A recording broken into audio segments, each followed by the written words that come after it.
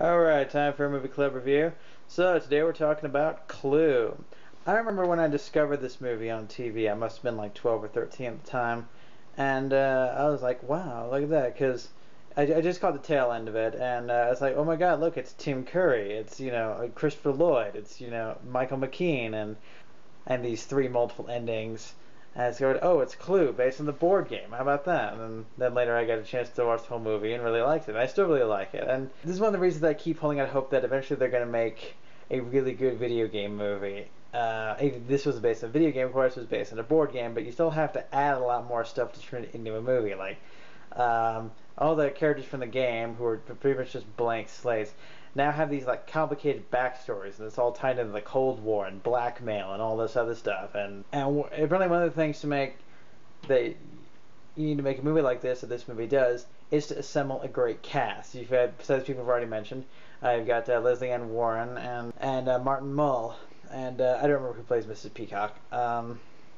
And interesting choice. First of all, the reason they have these wacky names in this story is because, oh, they're aliases. Nobody wants to use their real name. Also, an interesting choice is, okay, we're going to have Miss Scarlet dressed in green, and we're going to have Mrs. White dressed in black.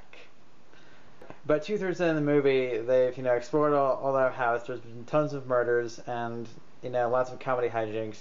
And now it's like, okay, we're running a story. We're just going to have Tim Curry just spend the next half hour recapping the movie, and then we're going to get to our three endings.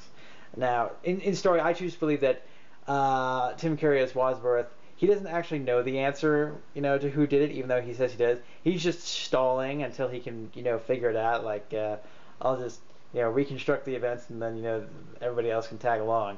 One of my favorite scenes is when they discover the motorist's body, and then suddenly everybody is running all over the place, and there's chaos. Wadsworth tries to break the door down and hurts himself. I remember when we actually watched this. I was in high school, and we watched this as part of me and some friends got together at somebody's house and watched the movie. And there's when the chandelier is teetering, about to break right over Colonel Mustard's head.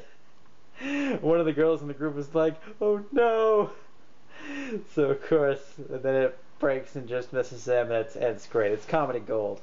There's a lot of great comedy in this movie, and I like that even though you have three endings, but there's like even more. The whole thing is so complicated. There's even more endings you can probably interpret. If you go back and watch from the beginning, you notice that when they go and find the cook's body, Professor Plum and Mr. Peacock aren't even in the room until like halfway into the scene, where they just suddenly appear at the door, like, "Oh yeah, we've been here this whole time." Of course.